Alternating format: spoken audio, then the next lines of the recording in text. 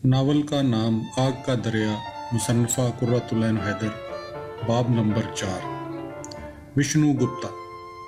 गौतम नीलंबर की कुटी में एक शाम हस्बे मामूल महफिल सजी हुई थी। अखिलेश ने, जो कि नया नया तक्षशिला से लौटकर आया था, एक नए नाम का जिक्र किया, विष्णु गुप्ता। नीति परास के विचार भी सुनने के काबिल हैं। तक्षशिला में तो उसने अपनी जहानत की धूम मचा रखी थी। मैंने सुना है कि वो आजकल कसमपुर के दरबार में मौजूद है। तुम काय करते रहते हो? गौतम ने अखिलेश से पूछा। मैंने एक नई मूर्ति शुरू की है, किसी रोज शहर आओ तो दिखलाऊं। तुम शीलाकारों की मंडली में शामिल हो गए हो, क्यों कश्तियों का नाम डिबोते हो? गौतम ने उसे चिढ़ाते हुए कहा। तक्षशिला से लौटकर बहुत दिन हाथ पर हाथ धरे बैठा रहा, कोई जंग ही शुरू नहीं हुई, क्या करता? अखिलेश ने हंस कर जवाब दिया। जंग? विमलेश्वर, जो के कोने में बैठा एक अफीमी से शायर से जबरदस्ती उसकी नज़म सुन रहा था, कान खड़े करके बोला, तुमको कसमपुरे की ताज़ा खबरें मालूम है? सब अपनी अपनी बातें छोड़कर उसकी तरफ मतवज्जा हो गए। धन ननंद ज्वाल मुखी के मुंह पर बैठा है। वो कहता रहा, इतनी बड़ी फौज का खर्चा देश को उठाना पड़ रहा है। फिर जोगेश्वर ने मुड़कर कहा, ये श्रावस्ती में वकानवीस था। दूध, दही, नमक, खांड, घास, लकड़ी, फल, फूल, तरकारी, बेगार, टोर डंगर, हर चीज में सरकार अपना हिस्सा बटा रही है। तुम समझते हो प्रजा चुप रहेगी? मुल्क के सियासी हालात पर जोर शोर से गुफ्तगू शुरू हो गई। गौतम एक तरफ को खामोश बैठा सुनता रहा। अजीब अजीब नाम लिए जा रहे थे, वाकयात दोहराए जा रहे थे, रायें दी जा रही थी। सब में शामिल और सबसे अलग बैठा वो सुनता रहा। खुद भी अपने ताई बहसो मुबासा में शामिल पाया। कभी वो जोश में आकर जोर से बोलता, कभी हंसता, कभी किसी साथी से किसी नुक्ते पर झगड़ा करने लगता। लेकिन एक गौतम नीलंबर कुटिया से बाहर मौजूद था, जंगलों में गुम रहा था, सरजों की लहरों को अबूर करने में मसरूफ था, तराई के नरकलों में घास पर सर रखे लेटा था, जबकि ये गौतम नीलंबर अपने साथियों से मुग्ध की सियासत पर तबादला ख्यालात करने में मुनहमक रहा। मुग्ध में इन दिनों ननंदों की हुकूमत थी, जो खुदाए दौलत कबीर से भी ज़्यादा अमीर थे। मगध मुल्क की रियासतों में सबसे ज़्यादा ताकतवर था। एक ज़माना था जब कौशल भी अरूज पर था। अजेन के बादशाह महासेन ने यहाँ की शहजादी से शादी की थी। महाकौशल और प्रसन्न जैसी हस्तियाँ यहाँ हुकूमत करती थीं। अहद अतीक में, जब अयोध्या से सारे देश की राजधानी थी, उसके सूरमा शहजादे दूर दूर दक्कन और लंका तक मुहिमें सर करने के लिए जाते थे। अयोध्या के शाही खानदान की एक शाख ने श्रावस्ती में अपना राज कायम करने के बाद शाकिया और काशी के इलाका भी अपनी सल्तनत में शामिल कर लिया था। फिर एक वक्त ऐसा आया जब उत्तर कौशल की ताकत की टक्कर जनूबी मगध से हुई। मगध वाले हमेशा से कोई ना कोई गड़बड़ फैलाते आए थे। यहाँ का एक राजा जिरा सिंध जंग अजीम में श्री कृष्ण और उनके साथियों के खिलाफ लड़ा था और भीम के हाथों से मारा गया था। परस्तान का ऐसा शहर गिरिवरज उसका पाया तख्त था और वो राजा ऐसा जोर आवर था, महाभारत में लिखा था कि बोझ हंस के 18 हुक्मरान उसके रोब से उत्तर पश्चिम भाग गए थे। गिरिवर्ज के किले में सैकड़ों बादशाह उसने कैद कर रखे थे, जिस तरह पहाड़ों के गार में शेर हाथियों को कैद करते हैं, और उन्हें श्री कृष्ण देव के पुत्र ने आकर आज़ाद किया था। उसी जरा सिंध के बाप राजा बरा हदरत ने तख्त व ताज उसके हवाले करके गौर फिक्र की जिंदगी गुजारने के लिए अपनी दोनों रानियों के हमरा बन की राह ली थी और बनों में जाकर फलसफी साक्याना का चेला बन गया था। यही वजह है कि किताबों में लिखा है कि ऋषियों के घर में राक्षस जन्म लेंगे। मगर जंग अजीम से बहुत पहले इसी इलाके की शुमाली रियासत मथलापुरी की राज दुलारी अयोध्या के शहजादे से ब्याह कराई थी। कौशल देश की इस बहू का नाम सीता था। वेदों के अहद से लेकर अब तक मगध पूरी तरह से ब्राह्मणों के असर में कभी न आया था। यहाँ की आबादी हमेशा मखलूत रही। उनकी ऊंची जातों को भी बाहर वालों ने कभी खालिस न समझा था, और मगध के ब्राह्मण और कश्तरी भी कौशल देश वालों की नज़रों में हकीर थे। पिछली दोनों सदियों में शीशनाग खानदान की मगध पर हुकूमत रही। उस खानदान के बादशाह बिम्बिसार के अहद में शहजादा महावीर और शहजादा सदारत ने अपने फलसफों का प्रचार किया था।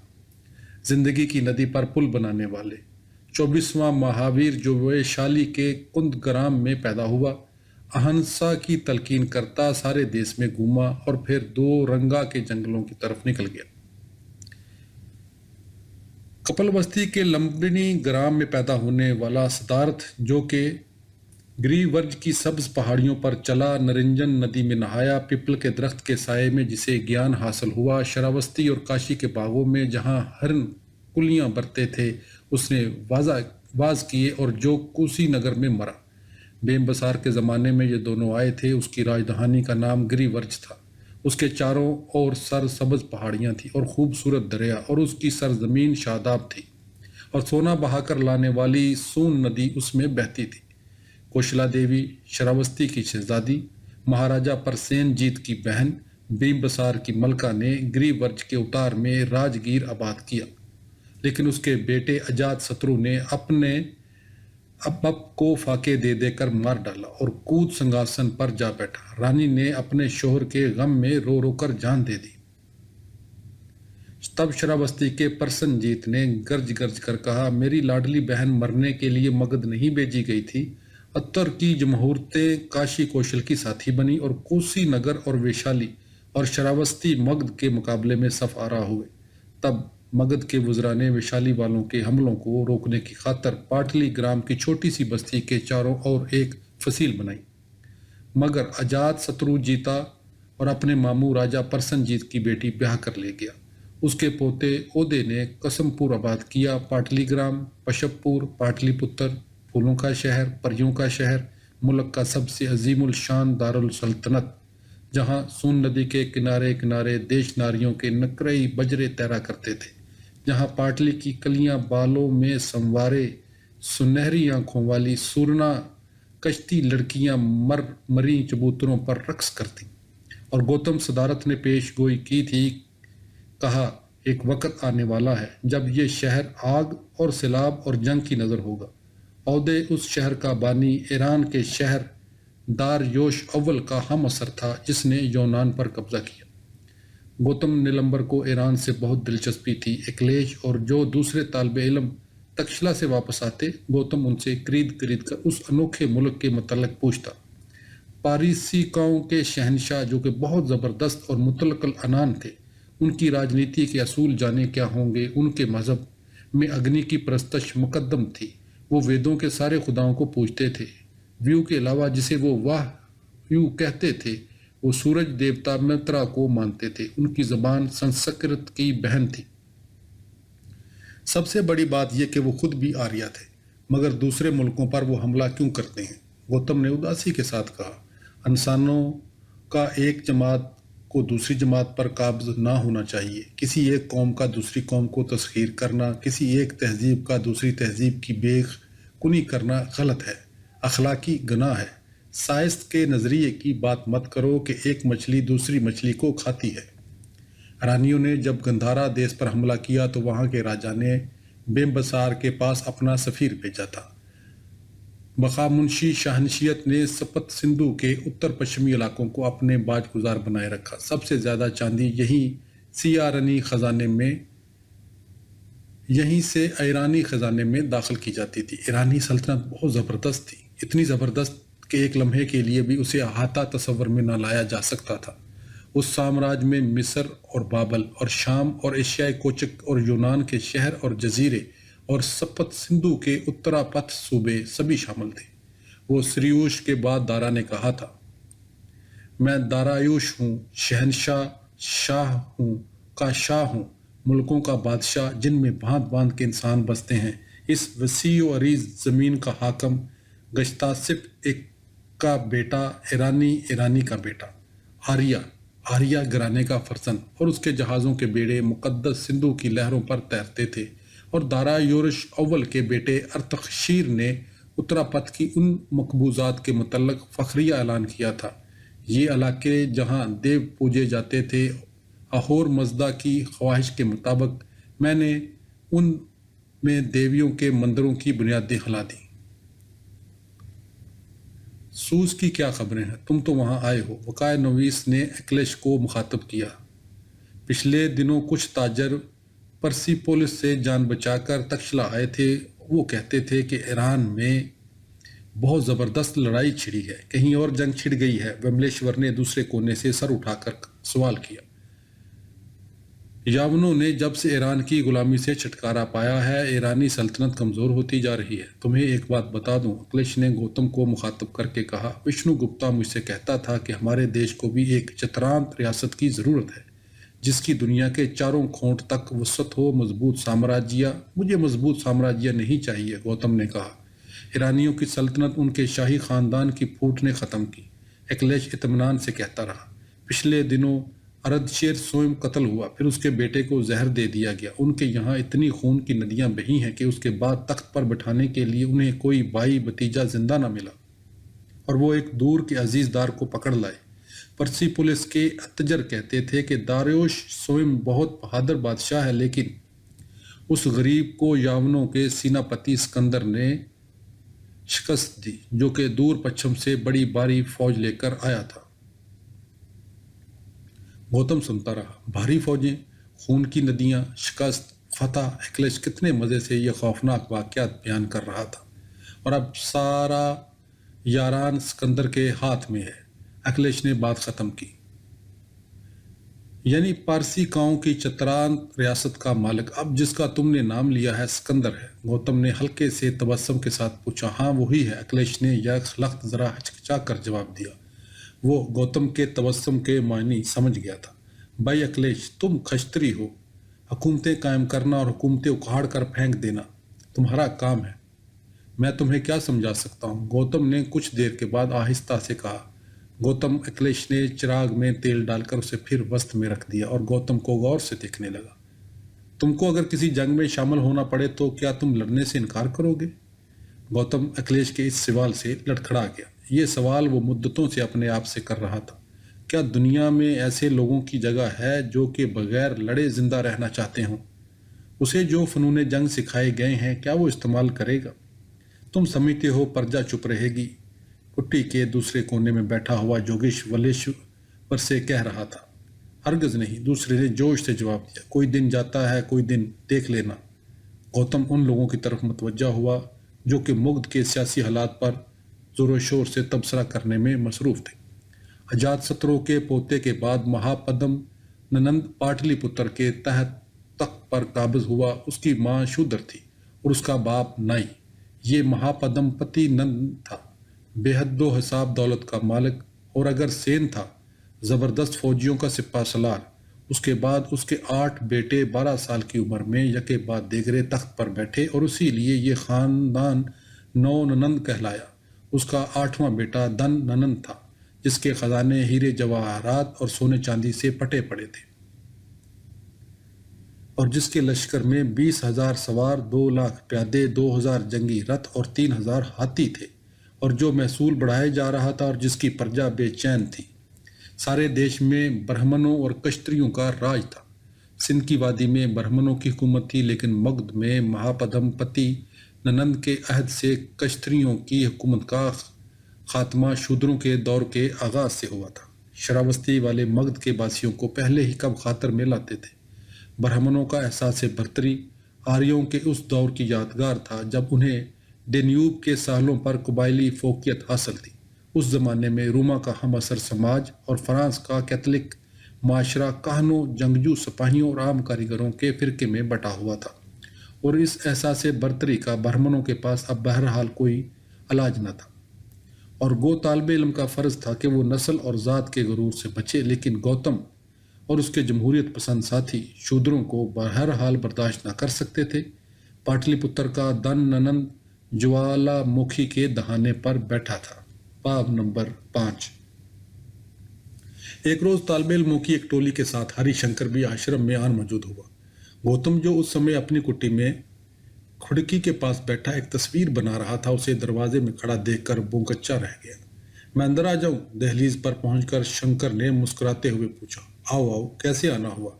गौतम ने गुलहरी की दुमका, मुंह कलम और रंगों की कलियां और सफ़ेद चेन पटा एक तरफ को समेटते हुए कहा।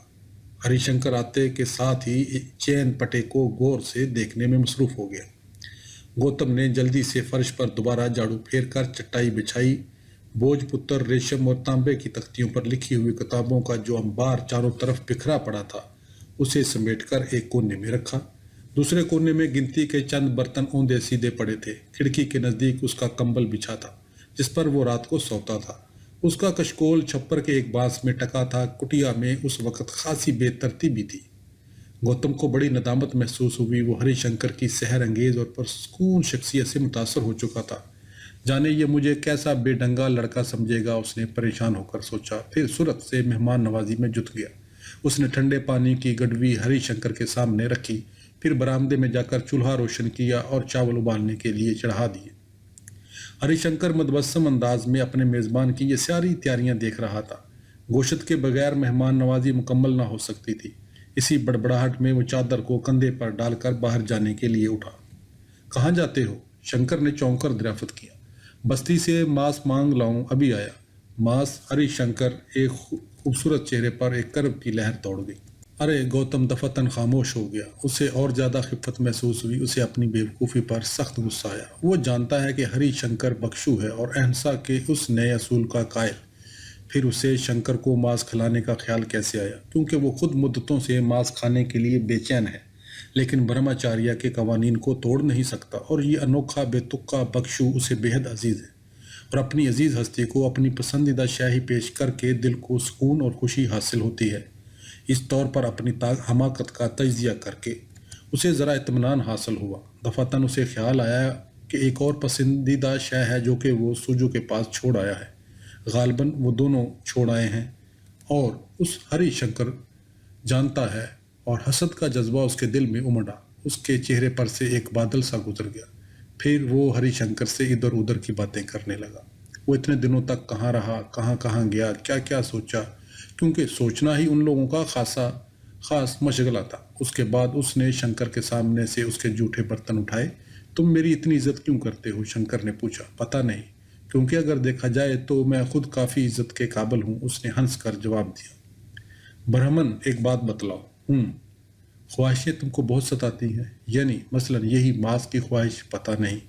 तुमने कभी कुर्बानी के फ़लसफ़े पर गौर किया है? आजकल मैं उसी पर गौर कर रहा हूँ। मगर किस तरह की कुर्बानी? जान की या रूह की? जो भी शायद तुम्हारे तसर्रुफ में आएगी वो गोया अपने वजूद की कुर्बानी तुम्हें देगी। मैं समझा नहीं। तुम खूब समझते हो। मैं क्या कर सकता हूँ अगर? गौतम ने घबरा कर बात को टालना चाहा। अगर मेरे पस मंज़र में खून है, मेरे चारों तरफ खून है, मैं इतने सारे खून का कफ़ारा किस तरह अदा करूँगा? हरिशंकर खामोश रहा। फिर वो दोनों खिड़की में जाकर खड़े हो गए।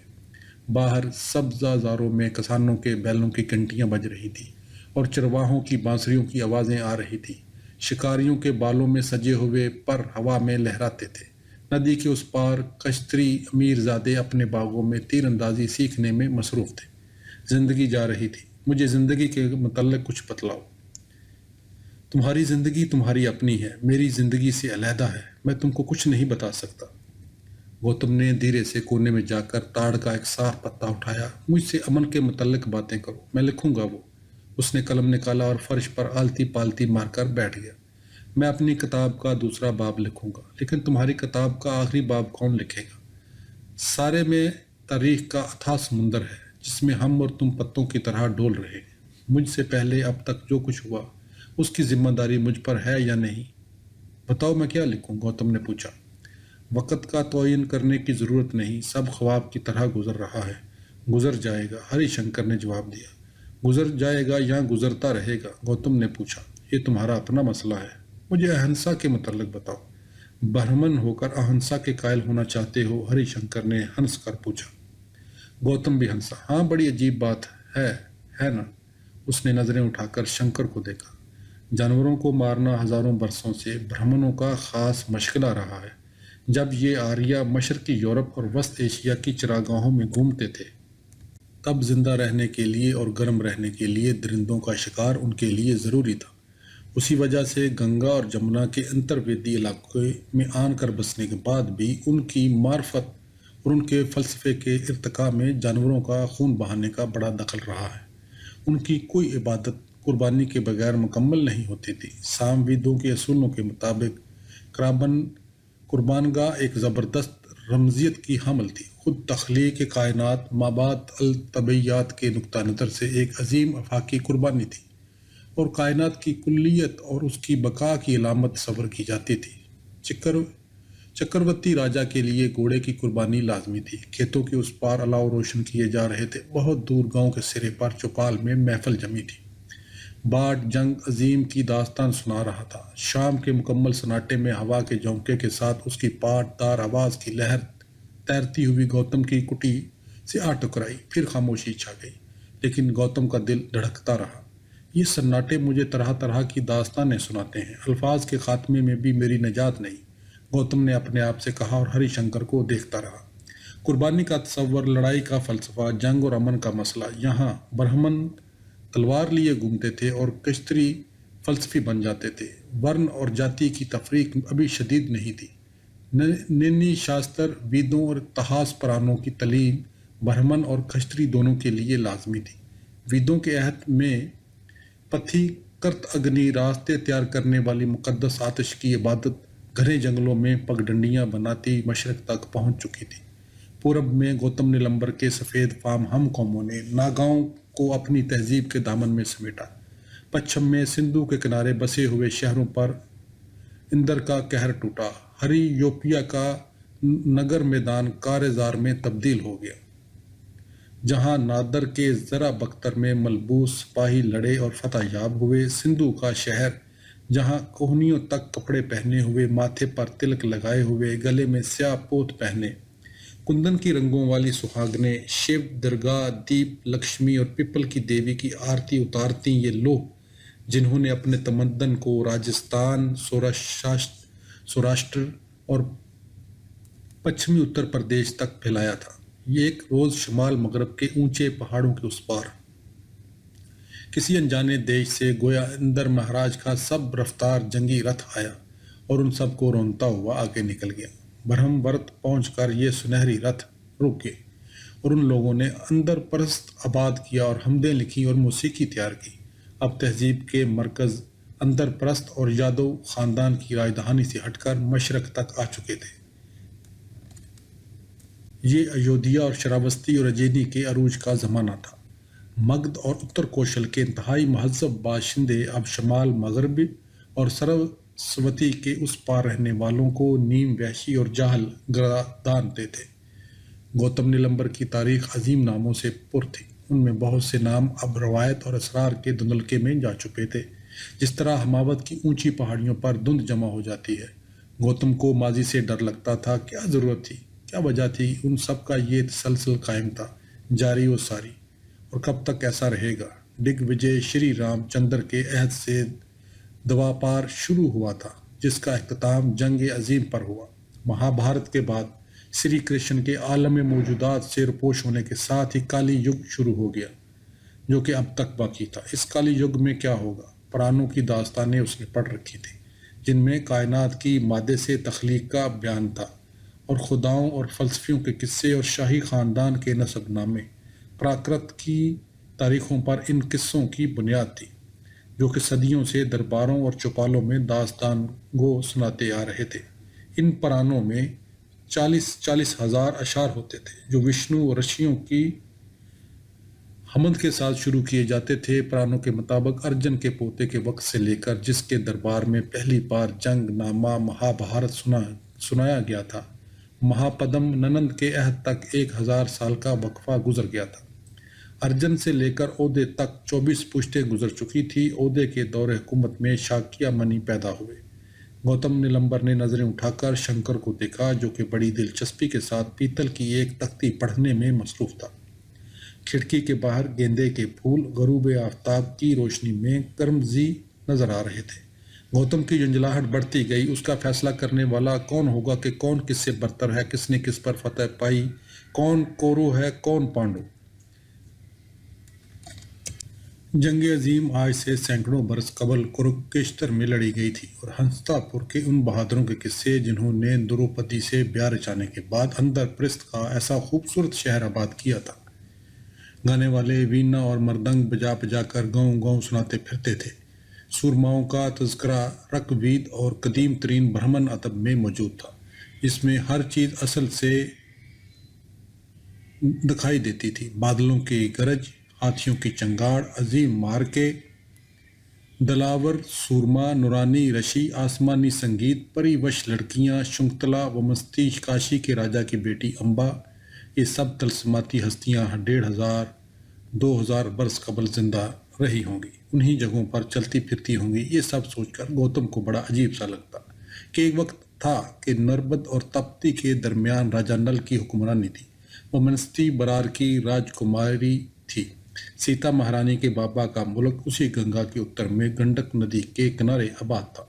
پل کی پل میں وہ سارا زمانہ داستان میں تبدیل ہو گیا، اور یہ وقت جس میں وہ زندہ تھا وہ خود گوتم، نیلمبر برہمن، ہری شنکر بکشو جو کہ کھڑکی کے پاس بیٹھا مطالعے میں مصروف تھا، اور ایودھیا کی چمپک اور باہر آشرم کے کنج میں ٹہلتے ہوئے طالب علم، یہ سب کے سب ایک آن میں ماضی کے دھندلے ناقابل یقین غیر حقیقی کرداروں کی حیثیت اختیار کر لیں گے، جن کی کائنات کے وقت کے بہتے ہوئے سمندر میں کوئی حیثیت نہیں ہوگی۔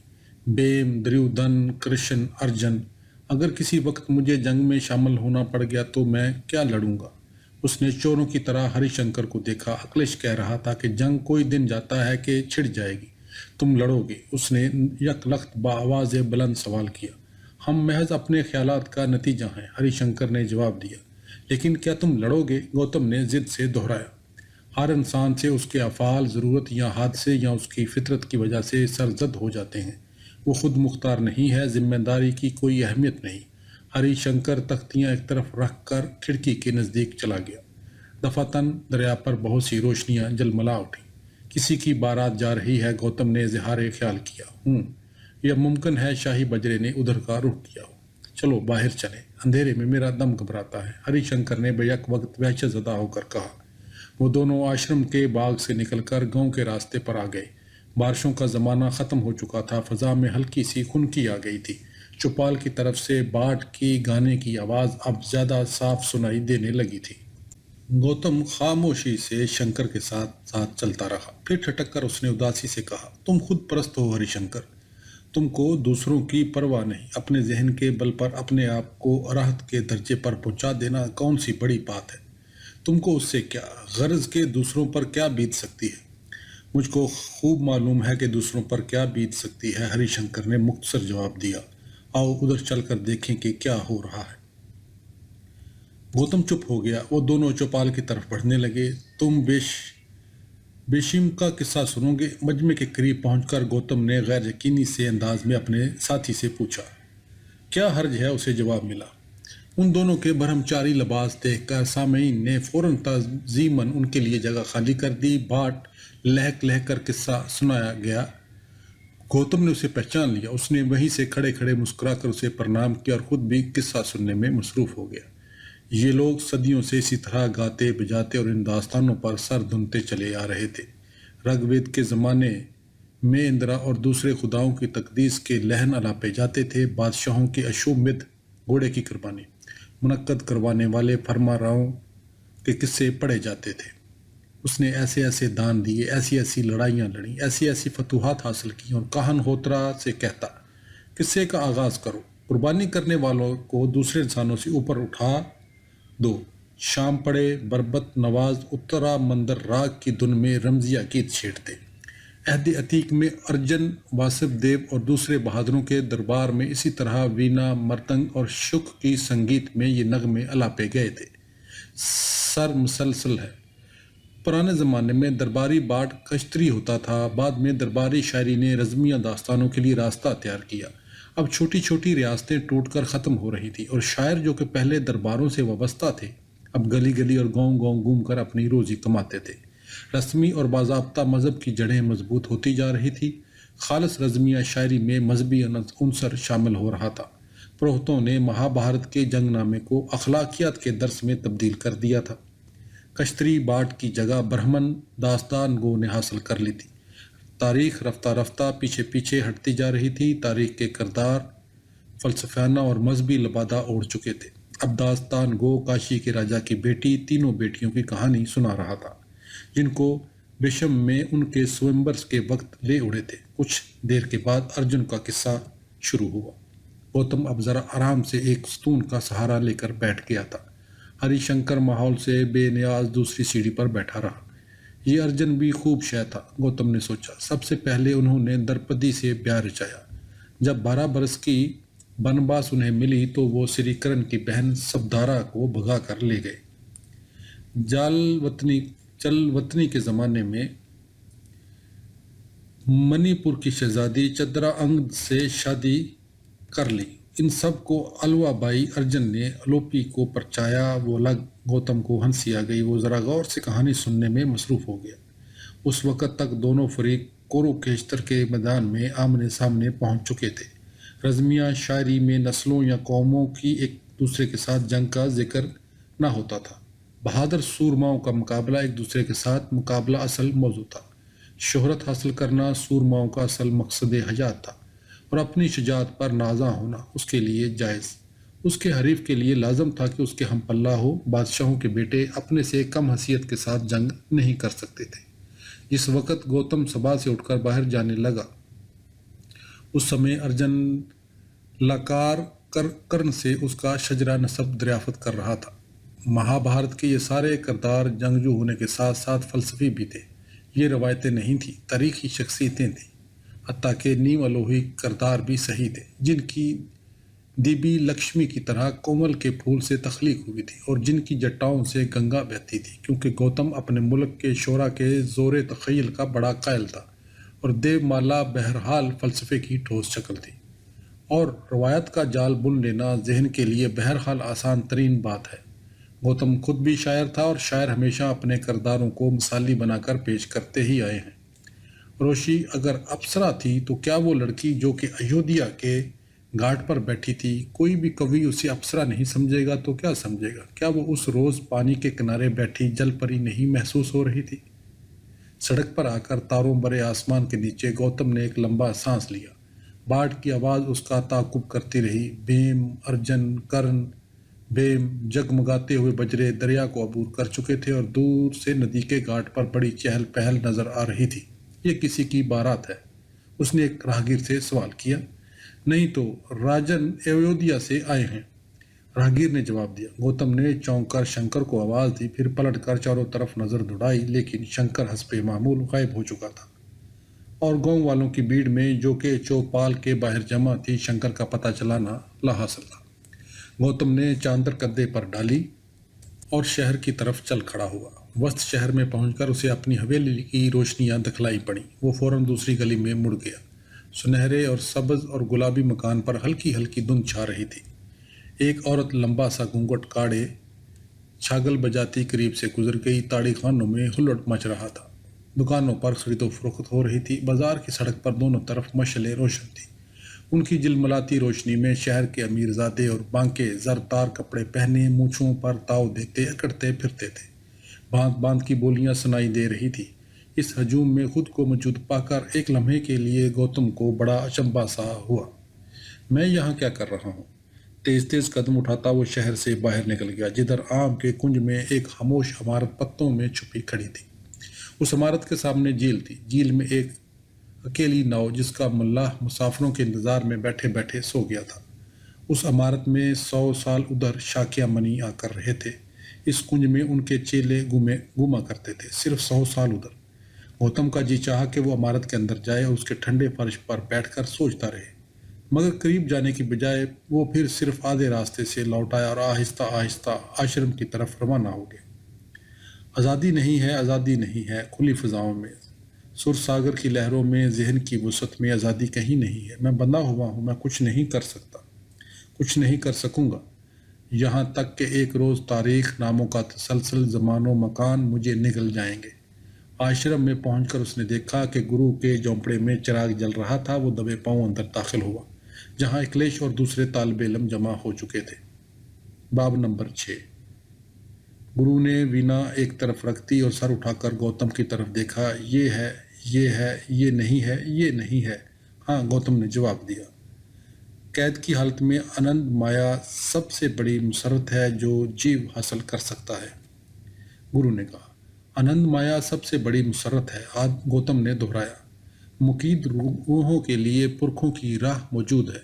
وہ جسے بار بار جنم لینا ہے۔ میرے پرخ باٹ کی آواز گوتم کے کانوں میں گونجی، اور روح دھویں اور رات اور اماوس کی اندھیری راتوں میں سے گزرتی ہے۔ وقت اپنے آپ سے منحرف نہیں ہوتا، وقت سے تم بچ نہیں سکتے، اور اپنی اصلی حالت کو پا کر کوئی چیز اپنے آپ سے انحراف نہیں کرتی۔ گرو نے مزید کہا، وقت کے سامنے کوئی رشتے نہیں ہے، کوئی منطق، کوئی طاقت وقت پر تمہار کو قابو نہیں رکھ سکتے۔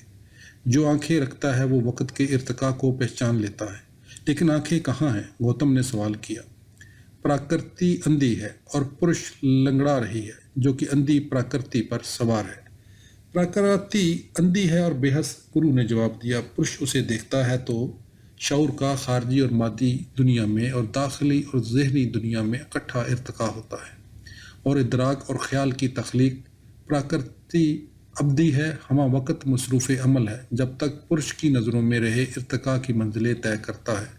بے حس مادہ ذہن کی جوت سے روشن ہو جاتا ہے۔ ذہن میں بڑی طاقت ہے، ذہن میں بڑا خطرہ ہے، اکھلیش نے کہا۔ ویدانت میں لکھا ہے، گیان نیکی اور بدی سے زیادہ اہم ہے، کیونکہ خیر و شر مایا میں شامل ہیں اور گیان مایا سے نجات دلاتا ہے۔ میں گیان سے عاجز آ چکا ہوں، گرو نے کہا، اور ایک انانیت کے بغیر کام نہیں کر سکتا، لہٰذا دنیا کو خارجی اور عملی میں تقسیم کرنا ضروری ہے۔ یہ میں ہوں، یہ باقی دوسری چیزیں ہیں۔ برہما ایک ہے، جیو آتمائیں بہت سی ہیں، جو کچھ ہے وہ اس کا نتیجہ ہے۔ ہم اپنی حسیات کی وجہ سے نہیں۔ پراکرتی رقاصہ ہے، پرش اسے دیکھ رہا ہے، جب وہ اس کی طرف سے آنکھیں اٹھا لیتا ہے تو وہ بھی اسے نہیں دیکھتی، کیونکہ دوسرے پرش اسے دیکھ رہے ہیں۔ بالآخر وہ ان پرشوں کو آزادی عطا کرتی ہے، پرش باہر اندھیری رات میں آ کر آزاد ہو جاتا ہے۔ لیکن دکھ کون سہتا ہے، پرش یا اس کی پراکرتی؟ گوتم نے سوال کیا۔ دکھ کا تعلق پراکرتی سے ہے، مقید زندگی کا احساس بذات خود تکلیف ہے، گرو نے جواب دیا۔ ویدانت والے کہتے ہیں کہ پرش ایک ہے، ایکم است، اکھلیش نے جو پوچھا۔ ہاں، اور کپل کا کہنا ہے کہ پرش ایک ہوتا ہے، تو اگر ایک انسان خوش ہوتا ہے تو سارے انسان خوش ہوتے ہیں۔ ایک رنجیدہ ہوتا تو سارے کے سارے رنجیدہ ہو جاتے۔ لیکن انسان اپنے اعمال اور اپنی نسل اور اپنی زندگی کے ادوار اور ورن آشرم کے لحاظ سے مختلف ہیں، گرو نے کہا۔ بھگوت گیتا میں سری کرشن نے کہا کہ پراکرتی کے گن اعمال پر اثر انداز ہوتے ہیں، لیکن خودی یہ سمجھتی ہے کہ یہ میں ہوں، اکھلیش نے کہا۔ اور شاکیا منی نے پوچھا ہے کہ کوئی محدود خودی ہے بھی یا نہیں؟ ممکن ہے یہ سب احساس کی مختلف کیفیتیں ہوں، گوتم نے دل میں سوچا۔ پراکرتی کے 3 گن ہیں، نیکی، شدت اور تاریکی، گرو نے کہا۔ گوتم آہستہ سے اٹھا اور جھونپڑی سے باہر نکل آیا اور دوبارہ ندی کی سمت چل دیا۔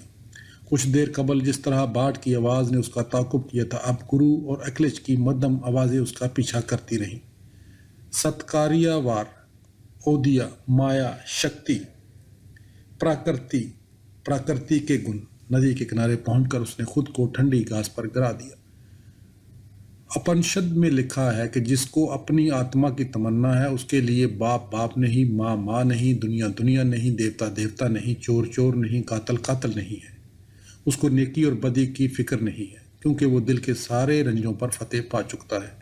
گوتم نیلمبر اب 24 سال کا ہو چکا تھا۔ اتنی مدت میں پہلے وہ سوفستھائی بنا، پھر اس نے شیو کی پوجا کی، ہری کا بھگت بنا، کپل کی نظریوں پر اس نے بسیط شرحیں لکھی۔ اس نے اپنے ہم نام فلسفی گوتم کا مطالعہ کیا، جس نے براہمنوں کے مذہب کے قوانین بنائے تھے اور وقت کے مسئلے پر سوچ بچار کیا تھا۔ ہری شنکر سے ملنے کے بعد اسے گوتم صدارت سے دلچسپی پیدا ہو چکی تھی، لیکن ابھی تک وہ اس دیس کی ازلی اور ابدی سوچنے اور کھوجنے والی روح تھی، جو کہ کبھی اور کسی جگہ مطمئن نہ ہوتی تھی، جو برابر اس سوال کے جواب کی تلاش میں مصروف تھی کہ ہم کس طرح جانیں۔ وہ مدتوں سے اس کھوج میں تھا، ہم کس طرح جانیں یہ سب کیا ہے۔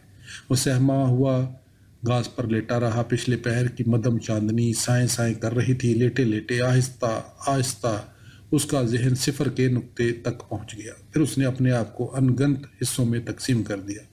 بہت سے گوتم جو بول رہے تھے، گا رہے تھے، لکھ رہے تھے، کہہ کے لگا کر ہنس رہے تھے، اداس سے اچنبے میں تھے۔ اسے اور زیادہ ڈر لگا۔ گرو کی آنکھوں میں اسے وہ خود نظر آیا جو کہ چراغ کی روشنی میں اسے گور رہی تھی، اور بالوں کی سفید جٹائیں اس کے کندھوں پر بکھری تھی۔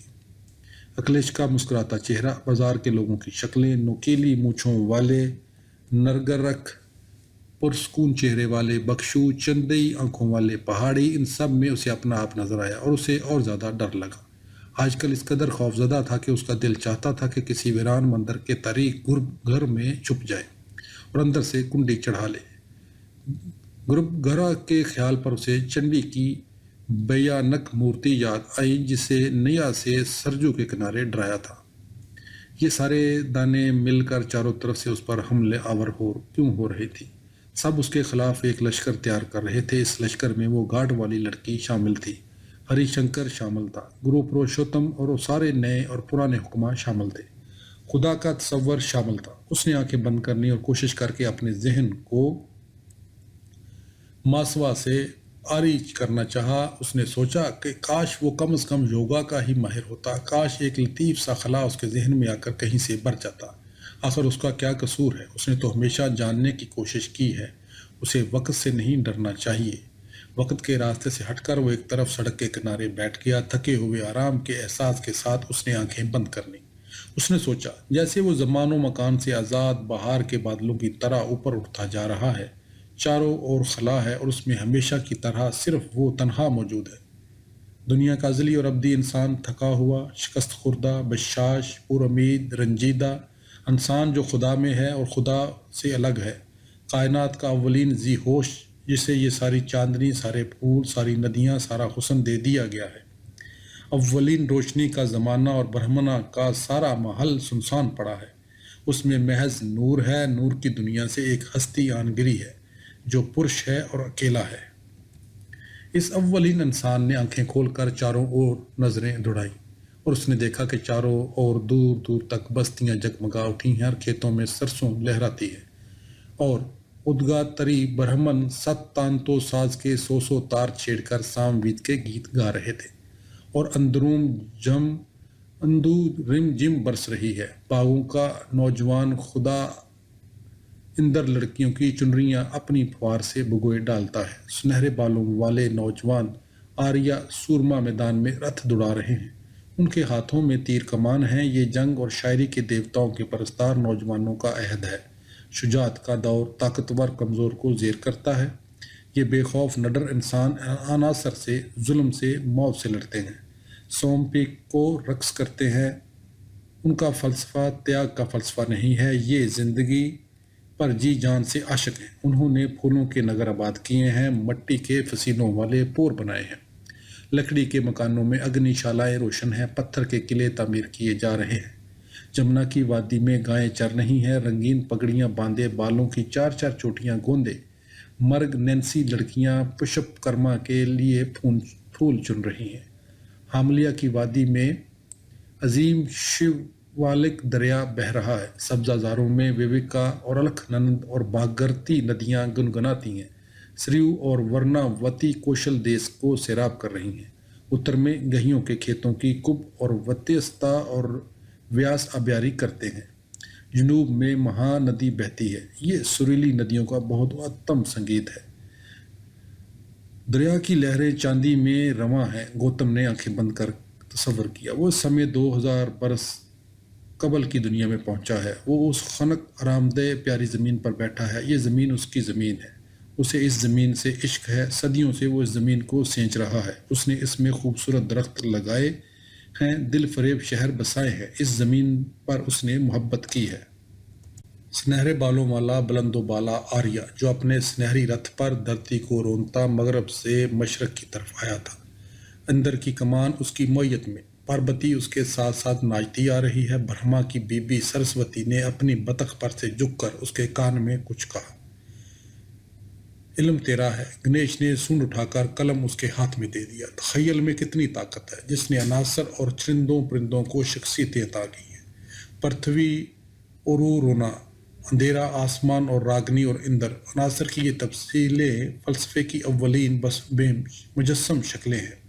उनके ज़रिए तबीब के कानून को मज़ीन किया जा रहा है। ये दनाए के अव्वलीन फ़लसफ़ी हैं। फ़लस्तीन की पहाड़ियाँ खामोश परी हैं। इसराइल के नगमा नवाज भी پیدا نہیں ہوئے، مگر ان شاعروں کی آواز برہما ورت پر جھکے ستاروں سے جا ٹکرا رہی ہیں۔ یہ صبح کے ستاروں کے راگ ہیں اور خدا کے بیٹوں کی للکار۔ انہوں نے فطرت کے اس عظیم الشان ناٹک کو اتنے بہت سے حصوں میں تقسیم کر دیا ہے اور ان کو کھوج لگی ہے۔ یہ سب کیوں ہے؟ اس کا مصنف کون ہے؟ اداکار کون؟ تماشائی کون؟ مترا روز روشن کو سامنے لاتا ہے، ہم سب کا دوست۔ ورونا اندھیرے آسمان کا مالک ہے، سوریا روشنی کا خزانہ ہے، اوشا سب کی کمواری، وائوا ہوائیں چلاتا ہے، ماروت طوفان کے فرشتے ہیں، پشت دیوتا سڑکوں اور گلوں کا نگہبان ہے، روز آسمانوں کا چنگاڑتا بیل ہے، عالم بالا کا سرخ سور۔ اورونا ایک صاف گہری آواز فضا میں گونجی۔ گوتم نے گھاس پر لیٹے لیٹے پہچانا، یہ اس کی اپنی آواز تھی جو کہ 2000 سال قبل بلند ہوئی۔ وہ انہی شال لپیٹے، کانوں میں کرن شوبار، گلے میں سنہری رقمہ پہنے ایک اور اونچی چٹان پر کھڑا تھا۔ اس کے ہاتھ میں سرمنڈل تھا۔ اس نے پکار کر کہا، کیونکہ اندھیرے آسمان کے نیچے اس سمے وہ تنہا کھڑا تھا، ادو رونا، ہم نے اپنے رفیق، اپنے بھائی، اپنے دوست، اپنے ہمسائے یا کسی اجنبی کا دل دکھایا ہے تو ہماری اس خطا کو درگزر کر، اپنی کمزوریوں کی وجہ سے تیرے قوانین کی جو خلاف ورزی کی ہو، ادو رونا اس کی سزا نہ دے۔ اور اسی تاریکی میں کوئی دوسرا شاعر آہستہ آہستہ کہتا تھا، میں جو بیوقوف ہوں اور جاہل ہوں، میں نے چاہا کہ دیوتاؤں کے چھپے ہوئے گھروں کا پتہ چلاؤں۔ میں نے مینو سے پوچھا، وہ جس نے 6 آسمانوں کو سہارا دیا، کہیں یہ وہی تو خدائے واحد نہیں؟ فلوٹی کے لڑکے کو کس نے دیکھا ہے؟ وہ جس کے جسم میں ہڈیاں نہیں، اس نے ہڈیوں والے مخلوق کو جنم دیا۔ وہ کون جنگل تھا، کون درخت جس کی لکڑی سے یہ کائنات گڑی گئی؟ وہ کون تھا کہ جو جاننے والے کے پاس یہ پوچھنے کے لیے کیا؟ یم، دنیا کا پہلا انسان جس نے مر کر موت کا پتہ لگایا۔ پھر اس شاعر نے سوچ کر دوسرے شاعر کو جواب دیا، وہ طاقتور ترین دنیا کا باپ ہے، وہ مبارک ہے، یعنی شیو ہے، اس کے قہر سے گائیں اور انسان مر جاتے ہیں۔ پھر اس نے پوچھا، موت مجھے ختم کر دے گی؟ موت کو کون ختم کرے گا؟ وہ کون سی چیز ہے جو کہ انسان سے اس کی موت کے گھنٹے میں جدا نہیں ہوتی؟ مرنے کے بعد انسان کا کیا ہوتا ہے؟ راجہ پرکشت کی نسل کہاں گئی؟ وہ کون ہے جو کہ ہر شے پر قادر ہے، ایک ہر شے سے علیحدہ ہے؟ موت سے سہم کر شاعر نے زمین سے استدعا کی، وسیع مہربان دھرتی ماں، اسے اپنی گود میں جگا، نوجوان لڑکی جو کہ اون کی طرح ملائم ہے تجھے تباہی سے بچائے رکھے گی۔ دھرتی اپنے آپ کو دھیرے دھیرے جکورے دے، اسے اپنے بوجھ سے نہ دبا، اسے آرام کرنے دے، اسے اس طرح چھپا لے جس طرح ماں اپنے بچے کو آنچل اڑا لیتی ہے۔ شمشانوں میں روشنی ہو رہی ہے، اگنی اس کو جلانا نہیں، اس کی کھال اس کے جسم کو بون کر رکھ دینا، اسے کھا لینے کے بعد اسے اس کے پرکھوں کے پاس بھیج دینا۔ جب یہ اپنے پرکھوں کے پاس پہنچ جائے گا تب خدا کی مرضی پوری ہوگی۔ اور ایسا ہوا کہ اس کی آنکھیں سورج کے پاس جائیں، اس کی سانس ہوا میں تحلیل ہو، یا آسمان کے پاس جائے یا زمین پر رہے، جیسا سا کا مقدر ہو، اس کے ہاتھ پاؤں پودوں کی شکلوں میں پھر سے نمودار ہوں۔ انسان بہت کمزور نکلا، جو کہ اپنی ساری دھوم دھام، ساری شان و شوکت، سارے ارادوں کے باوجود ختم ہو جاتا ہے۔ شاندار شہر نیست و نابود ہو جاتے ہیں، دریا غائب ہو جاتے ہیں، پہاڑ ٹوٹ کر گر پڑتے ہیں، باغوں میں بسنت منانے والوں کا نشان تک نہیں ملتا، ہر شے فانی ہے، صرف ستوپ باقی بچتے ہیں۔ مسرت بیکار ہے، دل کی لگن بیکار ہے، اب میں کسے پکاروں، کس کی مناجات کروں؟ اندر کی مناجات کروں، رگوید کے شاعروں نے کہا۔ اندر کی مناجات کرو، آواز بازگشت لکڑی کے مکانوں اور پتھر کے قلعوں میں گونجی۔ اندر کی مناجات کرو اگر وہ واقعہ ہی موجود ہے، اندر کا کوئی وجود نہیں۔ دوسرے شاعر نے سوال کیا، اسے دیکھا کس نے ہے اور میں کس کو پوچھوں؟ اور اندر نے گرج کر گنگور گھٹاؤں کو جواب دیا، میں ادھر ہوں، او مغنی مجھے دیکھ، میں ساری مخلوقات سے عظیم ہوں، نظام کائنات نے مجھے عظیم تر بنایا ہے۔ پھر انہوں نے کہا، اور پہاڑوں پر رہنے والے رور اپنے تیز قہرناک تیروں سے کسی انسان کو، کسی حیوان کو نقصان نہ پہنچا، کیونکہ موت خوفناک ہے، لیکن موسیقی موت کو ختم کر دے گی۔ موسیقی کی وسعت، اس کی گہرائی میں موت کہیں تنکے کی طرح ڈوب کر رہ جاتی ہے۔ موت دراصل بہت حقیر ہے، موسیقی خدا ہے۔ رویت کے شاعر چٹان پر بیٹھے رہے، نیچے وقت کا تاریک دریا بہہ رہا تھا، اس دریا کی سطح پر چھوٹے چھوٹے بھنور پیدا ہو گئے۔ اس اولین موسیقار کے ہاتھوں میں وینا تھی، انہوں نے 7 سروں کی سرگم تخلیق کر لی تھی۔ سرگم کا ایک ایک سر وینا کے تاروں پر علیحدہ علیحدہ گونج رہا تھا۔ اب سارے تار اکٹھے ہو کر ایک آواز پیدا کر رہے ہیں۔ وشو دیو، سارے خدا ایک ہیں۔ اگنی، اوشا، وردنا، سوما، کندرو، ساری طاقتیں ایک وشنو بونانی ہیں۔ تدا ایکم، خدا ایک ہے۔ مدراب کی ایک جھنکار سے فضا مرتعش ہو گئی۔ مگر میں کس کی عبادت کروں، کس کی بارگاہ میں قربانی چڑھاؤں؟ اور شاعر نے خود ہی جواب دیا، وشو کرما، وشو دیو و مہمان اسی، تو سب کا خالق ہے خدائے بزرگ و برتر پرجاپتی۔ کون کھمبا تھا، کون سہارا؟ کس طرح ایسا ہوا کہ وشو کرما نے اپنے طاقت سے زمین بنائی اور آسمان تانا؟ وہی ایک خدا ہے جس کی چاروں طرف آنکھیں ہیں اور منہ اور بازو اور پاؤں، جو اپنے 2 بازوؤں اور پروں کی دونکنی سے دنیا کو گرتا ہے۔ سب سے پہلے نور پیدا ہوا، وہ سارے وجود کا خدا تھا۔ اس نے آسمان اور زمین بنائے۔ میں کس خدا کی بارگاہ میں قربانی چڑھاؤں، وہ جو زندگی اور طاقت بخشتا ہے، ابدیت اور فنا جس کی پرچھائیاں ہیں؟ میں کس خدا کی بارگاہ میں قربانی چڑھاؤں، وہ جو اس سانس لیتی اور سوتی ہوئی کائنات کا مالک ہے، وہ جس نے فضا میں روشنی کی پیمائش کی ہے، جس نے جگمگاتے عظیم پانیوں کو تخلیق کیا ہے، وہ جو ایکا دیوا ہے اور پران اور سکھمبا سہارا۔ قصہ مختصر یہ کہ وہ برہما ہے، خدائے واحد، جو کہ نہ مرد ہے اور نہ عورت، اس کی کوئی جنس نہیں، کوئی ثانی نہیں، نہ کسی نے اس کو پیدا کیا ہے، نہ یہ کسی کو پیدا کرتا ہے۔ ایکا دیوا، برہما، جو کہ بڑھتا ہے، جو باہر لاتا ہے اور پھیلاتا ہے، جو کہ دنیا کی تخلیق کا مادی سبب ہے، لیکن خود غیر مادی ہے، اور دنیا اس نے تخلیق کی خود غیر حقیقی ہے۔ محض اوم اصل حقیقت ہے، خلا، روشنی اور آواز۔ لفظ جو اس زبان سے ادا ہوتا ہے، برہسپتی جو پھیلتا ہے، برہسپت کی حیثیت سے برہما خدائے نطق ہے۔ لفظ جو کہ شروع میں تھا اور خدا تھا۔ مدتوں بعد فلسطین کے حکماں یہ جملہ دہرا کر ایک نئے خیال کا پرچار کریں گے۔ یونان میں لوگوں کے مسئلے کی ترویج ہوگی، عہد نامہ قدیم میں صوفیہ علم کی صورت میں ظاہر ہوگی۔ ویدوں کے تقدیس مضبوط تر ہوتی جا رہی ہے، کیونکہ وید زبان کی شکل میں برہما ہے۔ اب لفظ اور خیالات کے باہم رشتے پر غور کیا جا رہا ہے۔ زبان نے ایک حمد میں کہا، میں وائیوارو اور وشوا دیو کے ساتھ گھومتی ہوں، میں مترا، درونا اور اگنی کی مددگار ہوں، میں ملکہ ہوں، دولت جمع کرتی ہوں، میں جاننے والی ہوں، ان سب میں افضل جن کی عبادت کرنا چاہیے۔ بغیر جانے انسان مجھ پر ہی بھروسہ کرتا ہے، میں جسے پسند کروں اسے برہما، رشی اور اگنی بنا دیتی ہوں۔ میں رور کی کمان موڑتی ہوں تاکہ وہ جو برہما سے متنفر ہے اسے ختم کیا جا سکے۔ میں جنگیں کرواتی ہوں، میں ہوا کی مانند چاروں کھونٹ پھیل جاتی ہوں۔ شبھ برہما، برہما جو کہ بذات خود ذہن ہے اور کومل کے ریشے سے زیادہ لطیف، بادل کی چھایا سے زیادہ ہلکا، جو کہ اس کائنات کا حامل ہے، جو کہ اپنے آپ کو تقسیم کرتا ہے تاکہ دوسرے پیدا ہوں۔ وہ دوسرا میں خود ہوں، آتما، جو ذہن اور زبان اور سانس کا دوسرا نام ہے، جو کہ خود اپنی گواہ آپ ہے، اور جو روح، کائنات اور پراماتما بھی ہے۔ اب برہمن اور آتما کا مجرد تصور وحدت وجود کے نظریے کے لیے راہیں تیار کر رہا ہے۔ پرجاپتی کے تخیل نے وحدانیت کا بیج بویا۔ شروع میں پانی تھا، جس پر پرجاپتی ہوا کی طرح منڈلایا اور کائنات کی تخلیق کی۔ فلسطین کا فلسفی بعد میں کہنے والا تھا، شروع میں پانی تھا جس پر روحیں دھوئیں کی طرح منڈلاتی تھیں۔ ان شاعروں کے تخیل نے ساری کائنات کو اپنے دامن میں سمیٹ لیا۔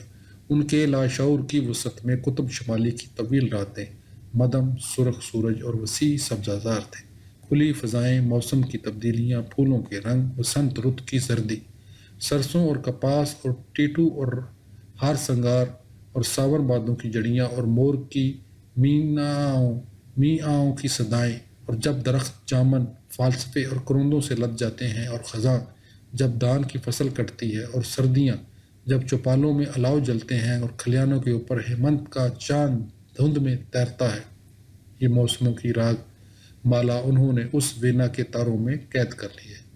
برہما اور شکتیا کا تصور سنگیت میں ڈل چکا ہے۔ برہما راگ ہے، سرسوتی راگ رانی، 5 سر مہادیو نے تخلیق کیے ہیں، کھرج اور پنچم پاروتی نے بنائے ہیں۔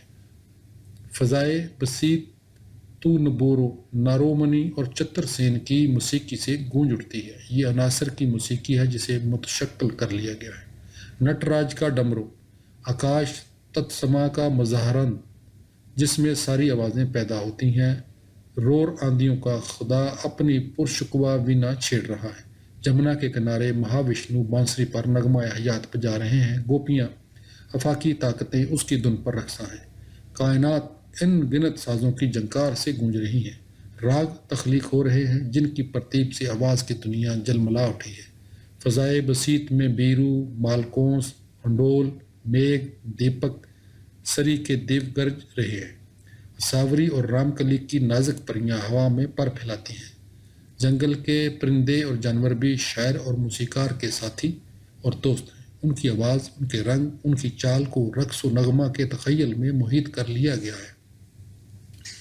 مور کھرج میں جھنکارتا ہے، پپیہار کب میں اپنی گٹ لگاتا ہے، بکری گندھار میں ممناتی ہے، کلنک مدم میں پکارتا ہے، کوئل کی کوک میں پنجم کا سر ہے، دیوت گھوڑے کا ہنہنانا ہے، نکھات ہاتھی کی چنگاڑ ہے۔ تانپورے پر سر چھڑا گیا۔ تانپورے کی آواز جو گیت سے پہلے شروع ہوتی ہے، گیت کے دوران موجود ہوتی رہتی ہے اور گیت ختم ہونے کے بعد تک گونجتی رہتی ہے۔ سرچو ذات مطلق ہے جو ہمیشہ سے تھا، ہے اور رہے گا۔ سنگیت کار کے فن میں فلسفے، رنگ و نور، خیالات اور جذبات کا دھارا اکٹھا بہہ رہا ہے۔ اس شاعری اور موسیقی کے پس منظر میں بہت عظیم رنگوں اور آوازوں کی دنیا پھیلی ہے۔ آسمان سے الوہی پانی برستا ہے اور الوہی شفاف ندیوں میں بدل جاتا ہے۔ آسمان کی روشنی کا سمندر اوشا کے جالے کے ساتھ ساتھ صبح کے راگوں میں گل مل جاتا ہے، اور اس مقدس کوہرے پر سنہری دیوی سرسوتی تیرتی ہے۔ سرسوتی جو کہ تخلیق کرنے والی ماں کا تصور ہے، جو راگنی ہے، جو علم ہے، جو زندگی کا مقصد ہے۔ علم سے آزادی ملتی ہے، علم سرائے وجود کی بنیاد ہے، گیان میں نجات ہے۔ سوچتے سوچتے گوتم وقت کے اس نقطے پر لوٹ آیا جہاں وہ اس سمے موجود تھا۔ قید اس لیے ہوتی ہے، اس نے گھاس پر اٹھ کر بیٹھتے ہوئے کہا، کہ خود ہی اپنے آپ کو اپنے ذہن میں مماثل کر لیتی ہے، لہٰذا اس دکھ اور گناہ اور ذہنی اور اخلاقی کمزوریوں کا شکار ہو جاتی ہے، اور پراکرتی کا تجربہ کسی کو تو کرنا ہوتا ہے۔ یہ تجربہ خالص روح کرتی ہے۔ یہ تجربہ میں بھی کر رہا ہوں۔ یہ تجربہ کرتے کرتے میں کدھر نکل جاؤں گا، لیکن کوئی پرواہ نہیں۔ سوال حقیقت پسندی یا تصوریت کا نہیں، صحیح عمل اصل چیز ہے۔ وہ گھاس کی پتیوں کو توڑ توڑ کر اکٹھا کرتا رہا اور پھر زمین پر پتھر کے سہارے نیم دراز ہو گیا۔ رات آدھی سے زیادہ گزر چکی تھی اور درختوں کے جھرمٹ میں کسی یوگی کی جھونپڑی کے سامنے آگ جل رہی تھی۔ اس نیم تاریکی میں اس کی روشنی آنکھوں کو بہت اچھی معلوم ہوگی۔ پتہ نہیں بیچارہ اس وحشت اور ویرانے میں وہاں بیٹھا کیا سوچتا ہوگا۔ گوتم کو ایک لمحے کے لیے بڑا اچنبھا ہوا۔ وہ ان شولوں کو ٹکٹکی باندھے دیکھتا رہا۔ وقت سنسناتا ہوا اس کے چاروں اور ڈول رہا تھا۔ ذہن کی جوت کے آگے اب قربانیوں کی آگ مدھم پڑ چکی تھی۔ انسانی دماغ دیو مالا کی تخلیقی مدتیں ہوئی کر کے ختم کر چکا تھا۔ خیال کے صنم خانے آباد ہو کر نئے پرانے بھی ہو گئے۔ دماغ اب دقیق مسئلوں کا حل تلاش کرنے میں مصروف تھا۔ مذہب اب محض کمتر درجے کا علم سمجھا جاتا تھا۔ اصل چیز فلسفہ تھا، اور ماں بادل طبیعیات سارے ملک میں خیالات کی فرما روائی تھی، آزادی، افکار اور مذہبی رواداری۔ ایک ہی کنبے کے افراد برہما کے مختلف مظاہر کی کوشش کرتے اور اپنے ذات نظریوں پر یقین رکھتے۔ مادہ پرست، شویت کے قائل، ملحد بے خوفی سے اپنے خیالات کا اظہار کرتے، کیونکہ سچائی کی تلاش ان سب کا مشترکہ مقصد تھا۔ ہر فلسفی اپنی اپنی جگہ سے جو اس نے اپنے لیے منتخب کی تھی ذرا برابر سرکنے کو تیار نہ تھا، مگر ان سب نے علم معقولات کو سب سے زیادہ فوقیت دی تھی۔ حسی ادراک کے استنباط اور لفظ کی شہادت اور سند پر اس جستجو کی بنیاد تھی۔ ملحد حکیم قبل کی 100 سال قبل گزارا تھا، چونکہ ادراک، استنباط اور لفظ کی شہادت میں سے کوئی چیز بھی خدا کے وجود کا ثبوت باہم نہ پہنچا سکتی تھی۔ لہٰذا کپل نے بڑی دلیری سے ایشور کی بجائے ان ایشور پر زیادہ توجہ دی تھی۔ منطقی کی حیثیت سے وہ خدا سے منکر ہونے کی بجائے محض اسی پر مطمئن رہا کہ شہادت کے عام ذرائع سے خدا کے وجود کو ثابت نہیں کر سکتا۔ وہ اس قدر روادار تھا کہ عوام کے دیوتاؤں شیو اور وشنو تک گوارا کر لیتا تھا۔ کہ ممکن ہے کہ وہ موجود ہی ہوں، لیکن اس کے نزدیک یہ محض تخلیق شدہ دنیاوی خدا تھے۔ اس کے خیال میں ایشور تک کا وجود مظہری تھا۔ ساتھ ہی وہ کہتا تھا کہ کوئی چیز زمان و مکان میں مقید ایسی نہیں جو بالآخر حقیقت اور ابدیت پر مبنی نہ ہو۔ کپل ناستک یا مدومیت پرست نہ تھا، سیدھا سادہ ملحد تھا۔ برہما کے بجائے اس نے پراکرتی کو وجہ کائنات ثابت کیا۔ پراکرتی یا فطرت جو کاریہ نظریہ کی بنیاد تھی، پر ان کرتی اولین کارن ہے ذہن خودی، حواس خمسہ اور عناصر اربع، اس کی ترکیب اور سارا ارتقاء اس میں مشتمل ہے۔ اور پرش جو کہ خالص روح ہے، جو کہ نہ کسی کا کارن ہے اور نہ کاریہ، اور پراکرتی الگ کھڑا ہے۔ پرش ابدی شخصی شاہد ہے اور اس کے اوپر پراکرتی کے ملاب سے دنیا ظہور میں آتی ہے۔ ان دونوں کے علاوہ تیسری کوئی طاقت نہیں ہے، اور دونوں کی علیحدگی سے قطعی کامل مسرت اور متعلقیت پیدا ہوتی ہے۔ کپل کا کہنا تھا کہ ارتقاء محض اتفاقاً نہیں ہوا، موجودہ کائنات کے پس منظر میں کوئی اور حقیقت رہی ہوگی۔ کاریہ کارن میں پہلے سے موجود رہتا ہے۔ ویدانت والے موحد خدا پرست جو کہا ایک برہما کو قادر مطلق جانتا تھا، کاریہ اکرن بید کے مسئلے پر متفق نہیں تھا۔ ان کے نزدیک کاریہ اور کارن ایک ہی تھا، کیونکہ ہر شے برہما تھی۔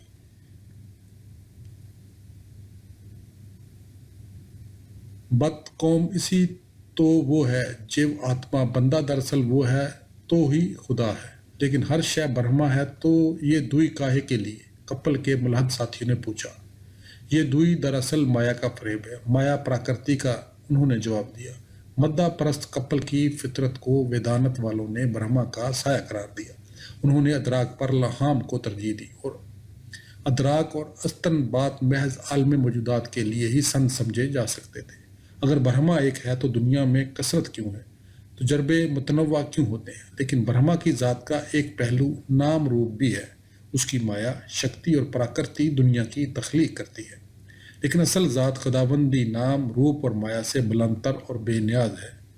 غنی جن کے لیے ساری دنیا سراب کی مانند ہے، اصل برہما غیر مشروط اور قطعی ہے۔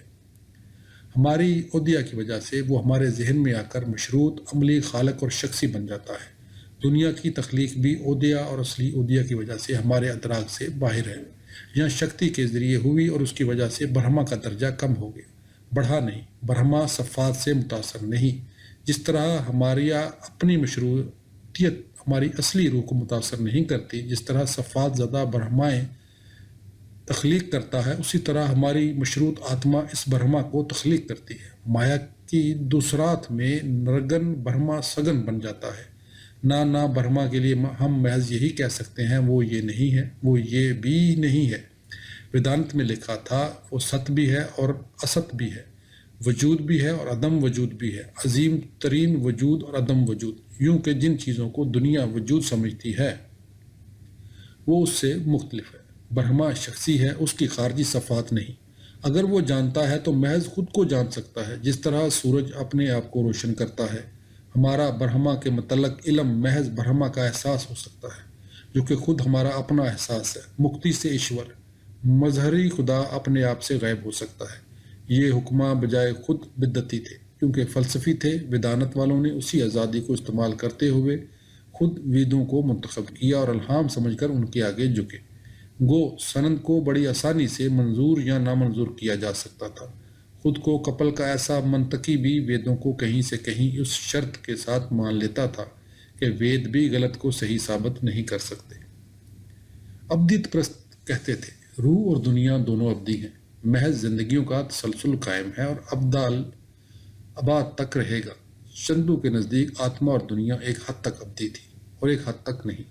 انتا نقطوں کے نزدیک دنیا یا محدود تھی یا غیر محدود، اس کے است ہی دنائے محدود تھی، نہ غیر محدود۔ سیاوادیوں کا خیال تھا کہ ہر چیز ہے بھی اور نہیں بھی۔ وہ کسی بارے میں قطعی رائے نہیں دیتے تھے۔ دوسری دنیا ہے یا نہیں، حادثہ ہے یا نہیں، جزا و سزا ہے یا نہیں، حیات بعد اللحمات ہے یا نہیں۔ کچھ لوگ سمجھتے تھے کہ دنیا اور آتما محض حادثے کے طور پر ظہور میں آئے، کیونکہ ان کا کہنا تھا کہ انہیں خود یاد تھا کہ کچھ عرصہ قبل وہ نہیں تھے، رب ہیں۔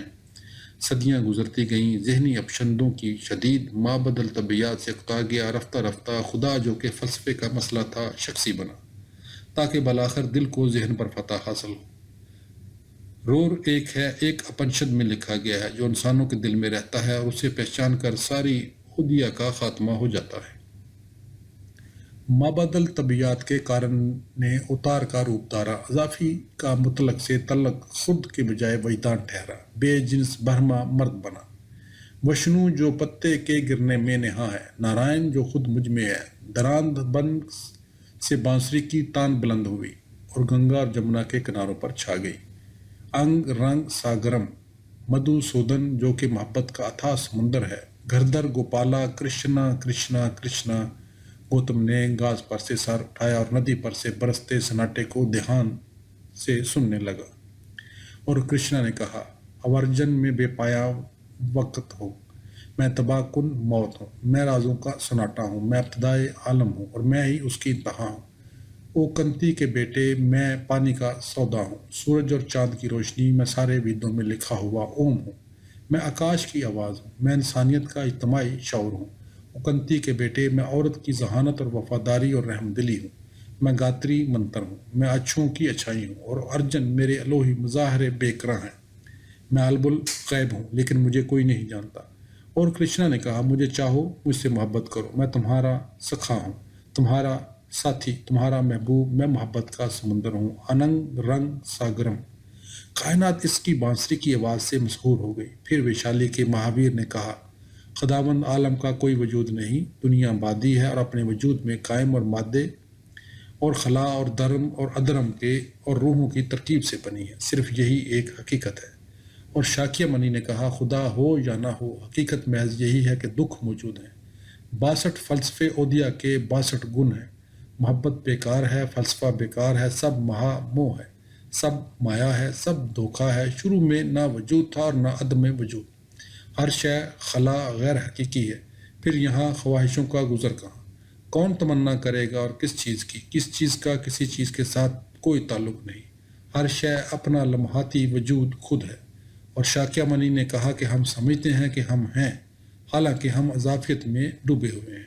ہر شے تکلیف میں ہے، سروم دکھم دکھم، ہر شے فانی ہے۔ جسم اور روح دونوں کی کوئی اصلیت نہیں، روح لازوال نہیں، محض اس کو تشکیل دینے والے عناصر باقی رہتے ہیں۔ روح کا آواگان نہیں، محض کرم کا آواگان ہے۔ انسان اس طرح دفعتاً بجھ جاتا ہے جیسے چراغ کو پھونک مار کر گل کر دیا جائے۔ صرف واقعات اور احساسات کا دور تسلسل قائم ہے اور رہے گا۔ پانی کی نکرئی لہریں کنارے تک آ کر لوٹتی رہیں۔ گوتم نے آگ پر سے نظریں ہٹا لیں اور ندی کو دیکھا جو کہ بڑے سکون سے رواں دواں تھی۔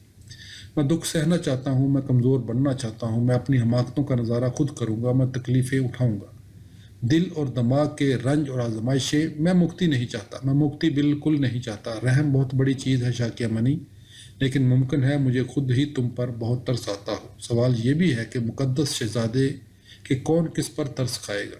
وہ اٹھ کھڑا ہوا، افق پر صبح کا اجالا بکھرنے لگا، لیکن دھندلکے کی وجہ سے ندی کا دوسرا کنارہ ابھی صاف نظر نہیں آ رہا تھا۔ اس نے ایک طویل انگڑائی لی اور پانی میں کود گیا۔ رات وہ کچھ سویا تھا، کچھ جاگا تھا۔ رات اس نے بڑی بے چینی سے گزاری تھی۔ پانی سے باہر نکل کر اس نے آشرم کی طرف جانے کی بجائے اس نے گھنے جنگل کا رخ کیا اور ساحل کی ریت پر ایک سمت کو روانہ ہو گیا۔ جاری ہے۔